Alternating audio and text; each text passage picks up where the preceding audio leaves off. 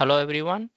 So today we are going to see X-ray diffraction techniques and various diffraction method. So my name is Muthukumaravel Uthaya Kumar from the Department of Material Science and Engineering. So let's go. So these are the contents that we are going to see today. So first is the introduction of XRD and how the X-ray was generated and the X-ray region, X-ray what is exactly the X-ray diffraction is and XRD principles, and we are going to see how the XRD equipment look like and different diffraction methods and the application of XRD and the references that I took. So let's start with the introduction. So what X-ray, like who discovered the X-ray? The X-rays were discovered by William Rohinton, who called them X-rays, and it's also called as Rohinton rays.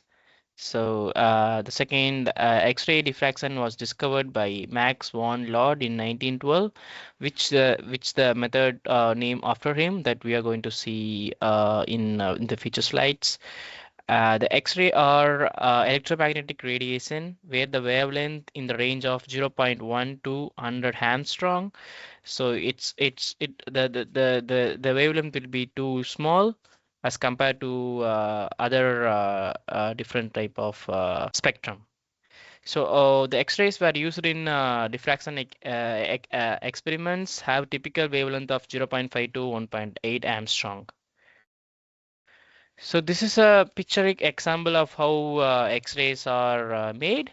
So there will be a vacuum and the tungsten target and the fragment where it generates electrons and it hit by the tungsten target and it was diffracted in the vacuum as you guys see in the picture. So this is the light spectrum. As you all know, as we said before, the X-rays have very less wavelength, as you can see from 0.1 to 100 nanometer. As you guys see here, there are different type of rays, infrared, radio waves, which has very long wavelength, and the X-ray typically have very less and small wavelength compared to other different type of rays. Yeah. So the X-ray diffraction, XRD. So we small in the small form we call it as a XRD. So this method are basically on the scattering of X-ray crystals. When the X-ray interact with the solid material, the scattered beams cause diffraction. As you guys see here, there's a picture representing it, where a single particle goes and it was scattered, and it's called as a diffraction. So it's basically called as a X-ray diffraction. So XRD principle. So different planes in the crystal gave different signal equal to positive interface of waves. So basically different type of crystals gave a different type of signals. As you guys see here, it's a like example picture reference where the X-ray was generated and it was hit by the different form of the crystal. So this is the XRD equipment. As you guys see here, it's a kind of example at how XRD equipment looks like. So we came here. So now we are going to see different X-ray diffraction methods. So first is the large small method, and the second is rotating crystal method, and the third is power method. So let's go with the large method first. So large method. So in this method, a single crystal is held stationary in the path of the radiation of continuous wavelength, while degree is kept constant and the wavelength is varied. A plain film receives the diffracted beams, a developed film, after it exposed, so a diffraction pattern that consists of the series of spots. So as you guys see the below picture, where the X-ray beam is hit by a crystallized molecule and it was diffracted into different black spots in the film.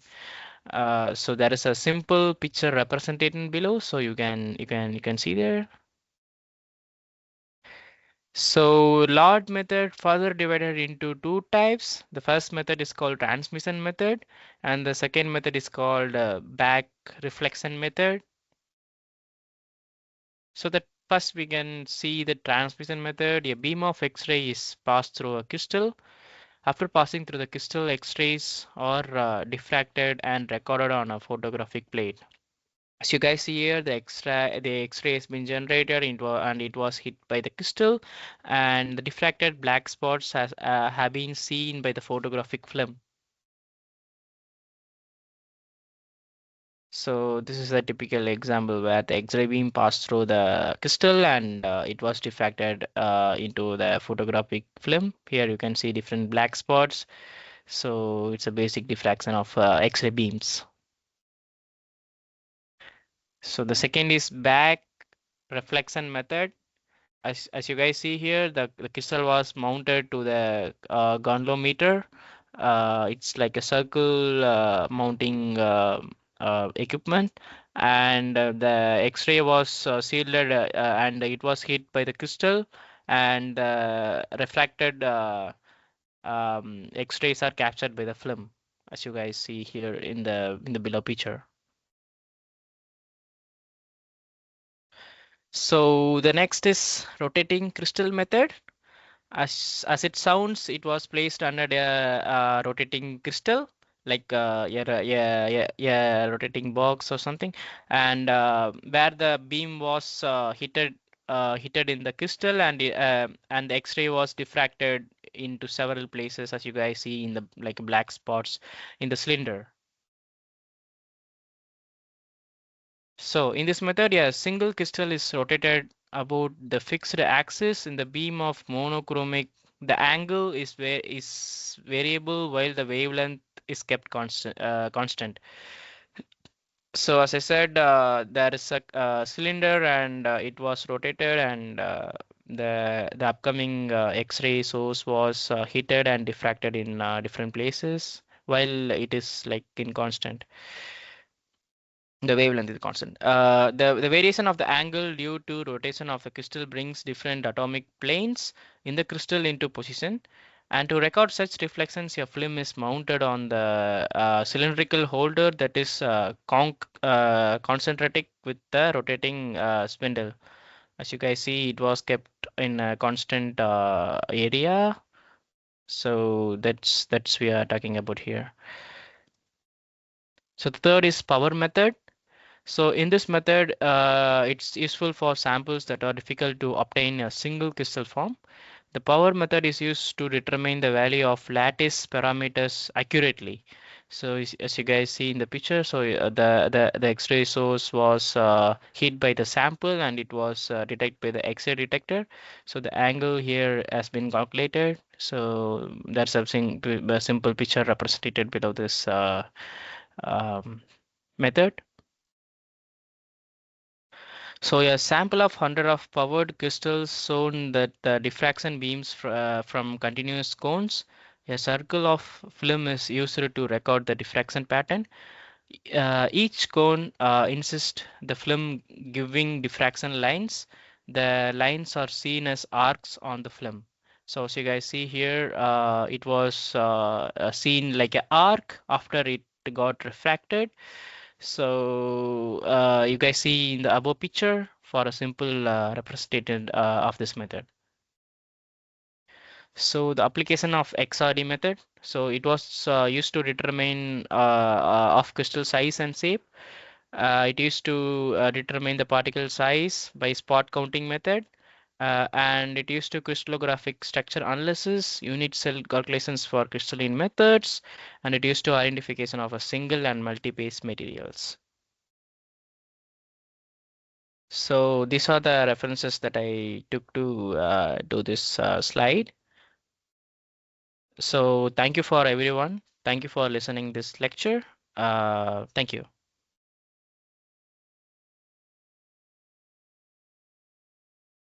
Hello everyone, my name is Ishwariya Dhanasekar. My final presentation topic is crystal binding. Crystal binding is one of the most important concepts in solid state physics and basic materials science because it explains why solids are stable, why atoms form ordered structures, why different materials show different physical properties. Understanding crystal bonding help us design better semiconductor metals, ceramics, and functional materials. What is crystal binding?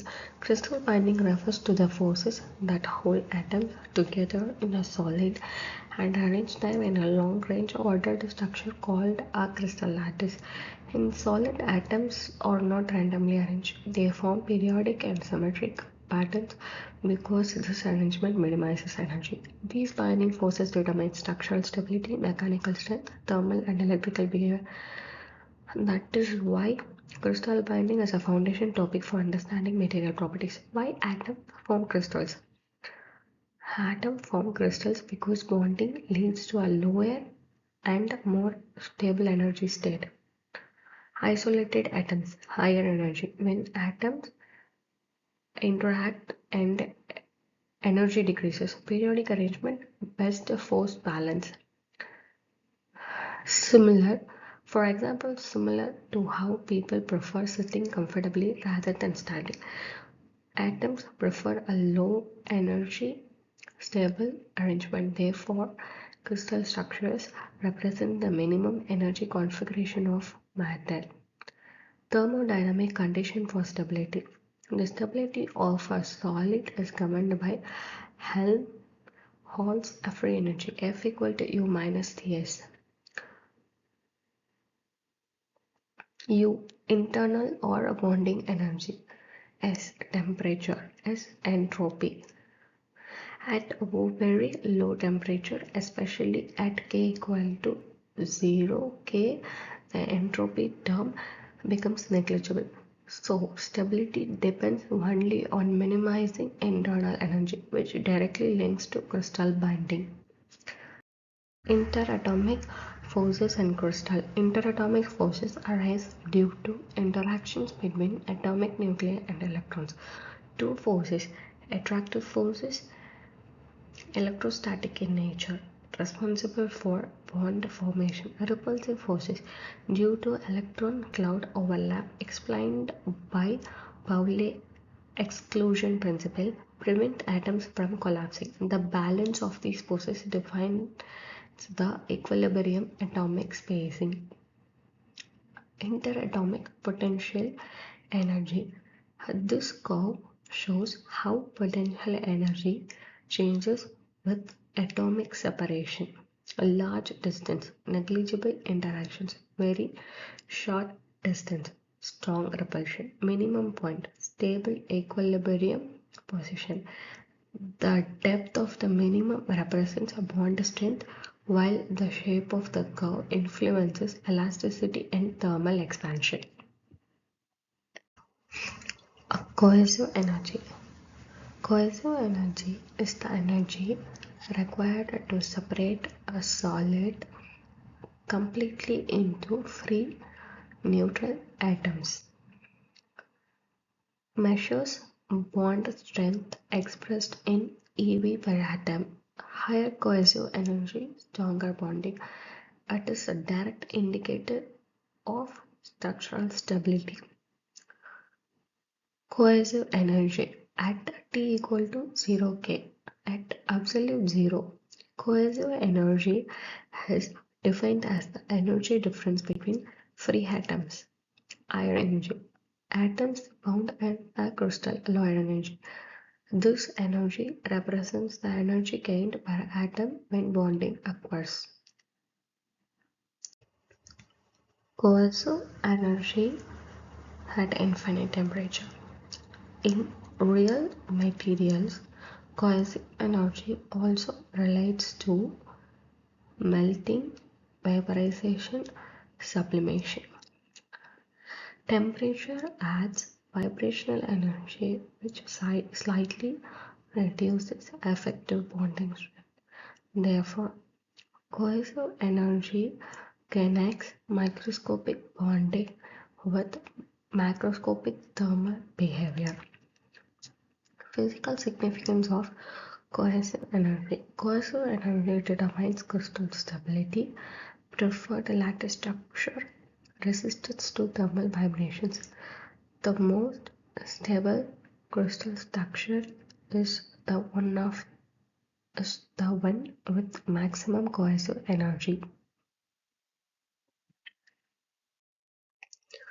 Influence of material properties. Cohesive energy strongly affects melting temperature, hardness and strength, thermal expansion. Examples: diamond, very high cohesive energy, extremely hot noble gases. Very low cohesive energy, weak solids. Types of crystal binding.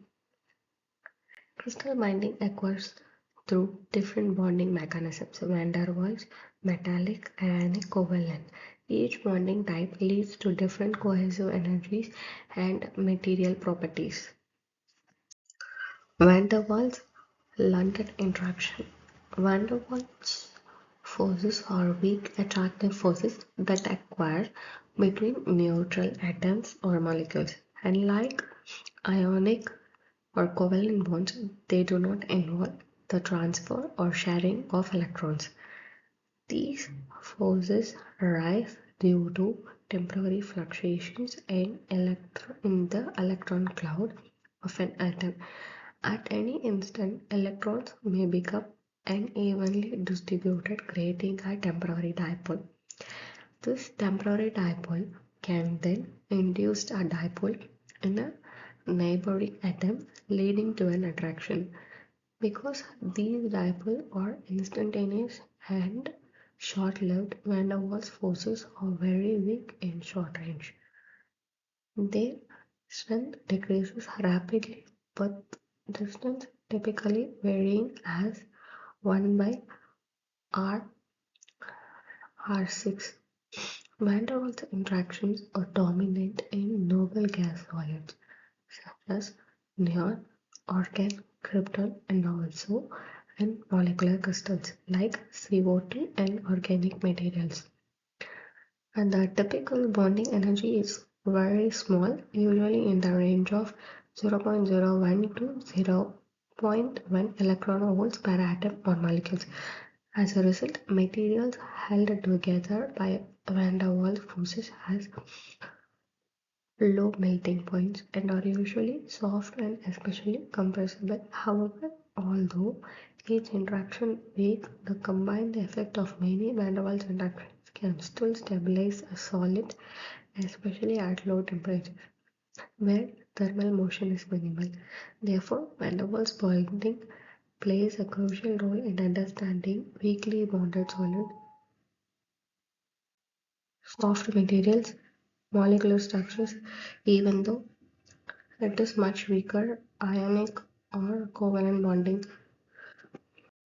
Why weakly bonded solids exist? Weakly bonded solids exist mainly because thermal motion is low, especially at low temperatures, allowing weak attractive forces to stabilize the structure. At high temperatures, atoms and molecules possess high kinetic energy and move vigorously. This motion easily overcomes weak interactions such as van der Waals forces, preventing the formation of a solid. However, when the temperature is reduced, the atomic and molecular motion decreases significantly. As a result, particles stay closer together for longer periods of time, allowing weak attractive forces to become effective. Although each weak interaction is very small in strength, in a solid there are a very large number of atoms or molecules. The cumulative effect of these many weak interactions adds up to produce a measurable cohesive force. For example, noble gases like argon or neon do not form solids at room temperature, but at very low temperatures they solidify because van der Waals interactions, though weak individually, act collectively to hold the atoms together. Therefore, weakly bonded solid exists due to the combined effect of low thermal motion and the summation of many weak interactions, which together provide enough stability for the solid phase to form. Comparison of cohesive energies.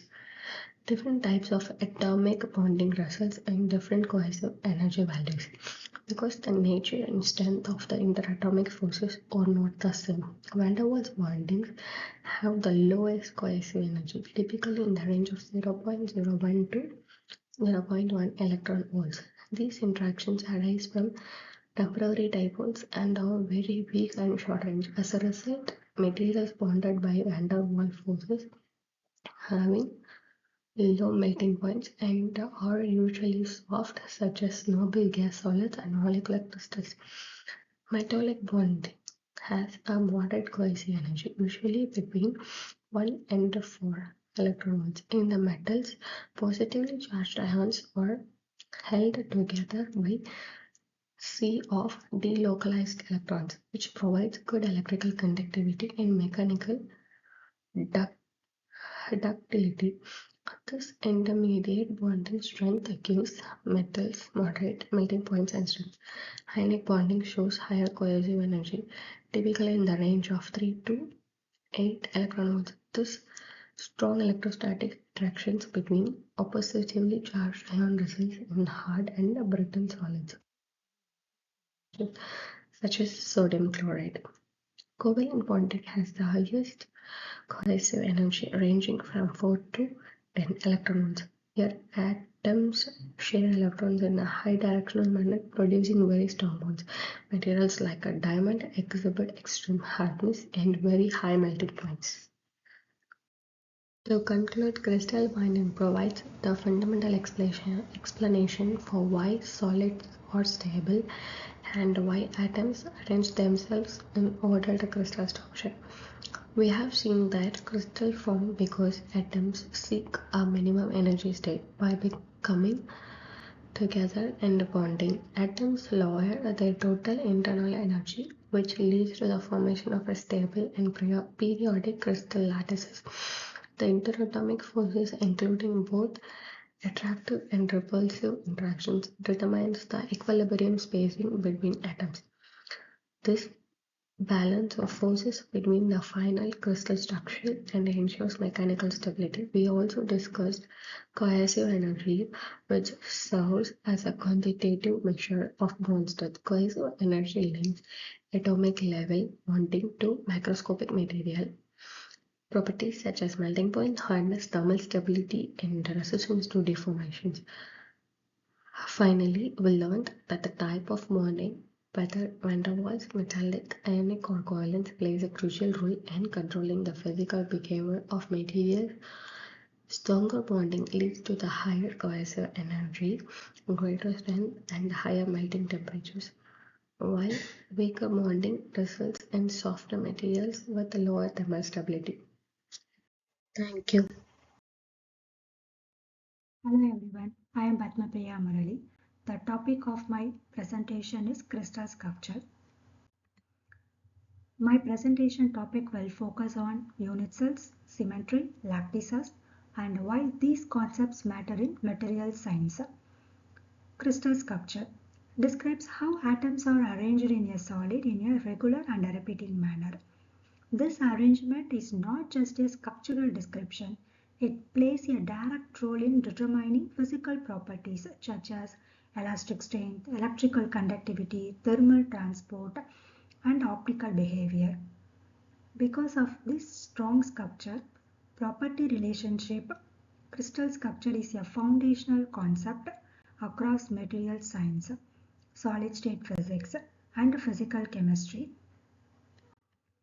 And this is my roadmap.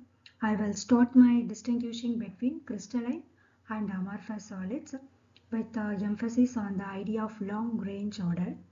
Then I will introduce the formal definition of crystal sculpture as a combination of lattice and a basis. Next I will explain unit cell geometry and lattice parameters, followed by a symmetry overview through the 7 crystal systems and 14 Bravis lattices. After that, I will focus on common cubic unit cells, how their packaging and coordination differ. Finally, I will discuss Miller indices and explain how Bragg's law allows crystal sculpture to be identified experimentally using X-ray diffraction. Crystalline versus amorphous. Solids can be broadly classified as crystalline or amorphous based on how their atoms are arranged in space. In crystalline solids, atoms are arranged in a highly ordered repeating pattern that extends over long distance. This means that if we examine one region of the crystal, the atomic arrangement we see will repeat throughout the material. In contrast, amorphous solids do not show this long-range periodicity, although atoms in amorphous materials may be locally coordinated with the nearest neighbors. This arrangement does not repeat over larger length scales. This structural difference explains why crystalline solids have well-defined melting points and sharp diffraction peaks, while amorphous solids do not. Crystals have repeating pattern over long distances. Amorphous solids have only short range order. This key idea to take from this comparison is periodicity. In crystals, atomic order extends over many unit cells, leading to translational symmetry across the entire solid. This periodicity allows crystals to be described using mathematical tools such as lattices and unit cells. Amorphous solids lack this repeating pattern, which makes the structural description fundamentally different and less precise at long length scales. Crystal structure which is equal to lattice plus basis.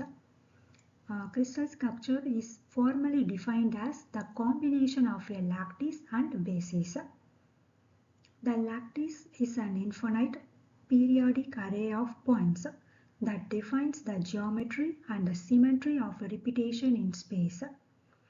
Importantly, lattice points do not correspond to atoms. They represent only the equivalent positions. Basics, also called as motif, is the atom or group of atoms associated with each lattice point. By placing the same basis at every lattice point, the full atomic arrangement of the crystal is generated. This definition separates geometric repetition from chemical identity. Here, the lattice points define where repetition occurs, while the basis defines what is being repeated. Two materials can be share the same lattice but differ in their basis, resulting in completely different crystal structures and properties. For example, many ionic and metallic solids share cubic lattices. It differs strongly in bonding and behavior because their bases are different.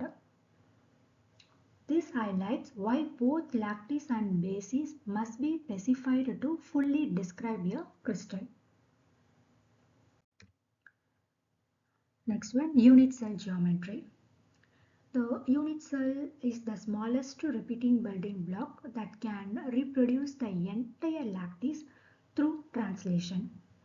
In 3 dimensions, the unit cell is defined by 3 edge lengths labeled as A, B and C and 3 interaxial angles, alpha between B and C, beta between A and C and gamma between A and B. These 6 parameters completely describe the size and shape of the unit cell. Experimentally, these parameters are determined using diffraction techniques and are fundamental descriptors reported for crystalline materials. Symmetry summary. The 7 crystal systems. Based on symmetry constraints applied to unit cell geometry, all crystalline materials can be classified into 7 crystal systems. These systems differ in the degree of geometric restriction placed on the lattice parameters and angles. For example, The cubic system requires all edges to be equal and all angles to be 90 degree, giving it the highest symmetry. Lower symmetry systems allow more flexibility in lengths and angles. This classification is purely geometric and forms the first level of crystal sculpture categorization. The next one is 14 Bravis lattices. While there are 7 crystal systems, there are 14 distinct Bravis lattices in 3 dimensions. This is because some crystal systems allow additional lattice points to be placed within the unit cell without changing symmetry. These additional points lead to centered lattices, such as body-centered, face-centered, and base-centered lattices. The 14 Bravis lattices represent all possible ways a lattice can fill three-dimensional space periodically. The common cubic unit cell, simple cubic, body-centered cubic, face-centered cubic. The cubic crystal system is especially important and contains 3 common unit cells. They are simple cubic, body-centered cubic, and face-centered cubic. In simple cubic structure, atoms are located only at the corner of the unit cell, resulting in a coordination number of 6. In the body-centered cubic structure, an additional atom is present at the center of the unit cell, increasing the coordination number to 8. In face-centered cubic structure, atoms are present at the corners and face centers, gives a coordination number of 12. As coordination number increases, packaging efficiency also increases, which influences mechanical stability and density. And then Miller indices. Miller indices provide a systematic way to describe the orientation of planes in a crystal lattice. They are obtained by identifying the intercepts of a plane with the crystallographic axis, expressing these intercepts as fraction of the lattice parameters, and then taking the reciprocals. The resulting integers written as HKL represent a family of parallel planes. Different planes have different atomic densities, which affect surface properties, cleavage behavior, and diffraction intensity. And then Bragg's law. Why the diffraction reveals crystal structure?